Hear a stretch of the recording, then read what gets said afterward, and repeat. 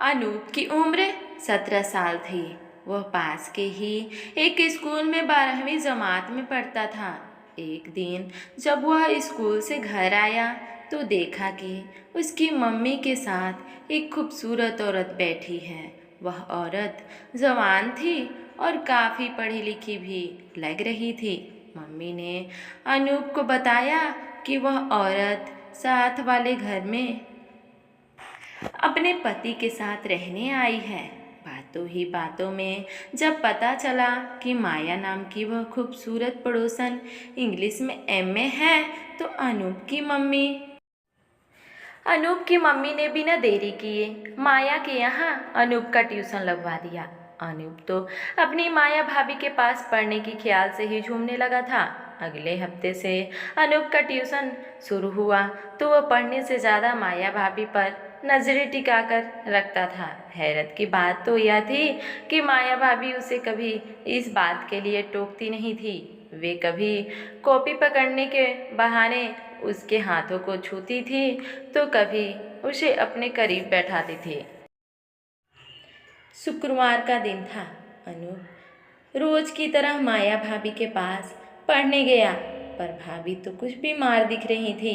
उन्होंने अनूप को बेडरूम में आकर पढ़ाने के लिए कहा। जब अनूप बेड पर बैठकर पढ़ाई करने लगा तो उसका ध्यान अपनी पढ़ाई पर कम और माया भाभी पर ज़्यादा था। माया भाभी अचानक कर आई तो अनूप को लगा कि उनकी तबीयत बिगड़ रही है। वो उन्हें पानी पिलाने लगा। उन्होंने गिलास उसके हाथ से लेकर पानी अपने गर्दन पर उड़ेल लिया। उन्होंने अनूप को पानी पोंछने के लिए कहा तो अनूप उनके हाथ बात मानकर वैसा ही करने लगा, पर माया भाभी की मंशा कुछ और ही थी। उन्होंने अनूप को अपनी तरफ खींचा और उससे चूम लिया।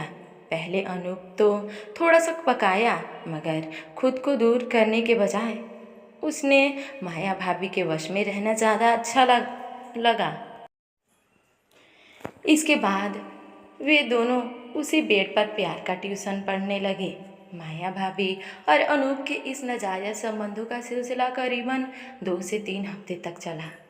न किसी को शक हुआ और न उन्होंने किसी की परवाह की।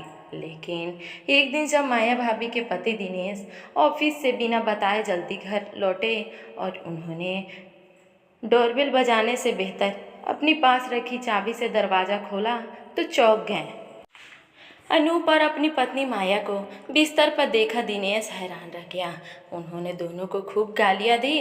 अनूप किसी तरह अपने कपड़े उठाकर वहाँ से भागा। वह घर पहुँचा और अपने कमरे का दरवाज़ा बंद करके वहीं बैठा रहा। कुछ देर बाद जब मम्मी पापा आए तो उन्होंने ज़बरदस्ती अनूप का कमरे से निकाला और खरी खोटी सुनाई। पापा ने तो उसे कई चांटे भी जड़ दिए।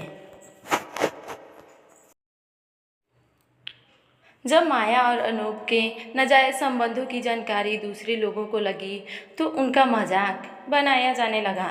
अनूप की खूंटे से बढ़ने की हिदायतें दी जाने लगी। माया का तो घर से बाहर निकलना ही बंद हो गया था। स्कूल में भी अनूप को कोई छिछोरे कहता तो कोई बेशर्म।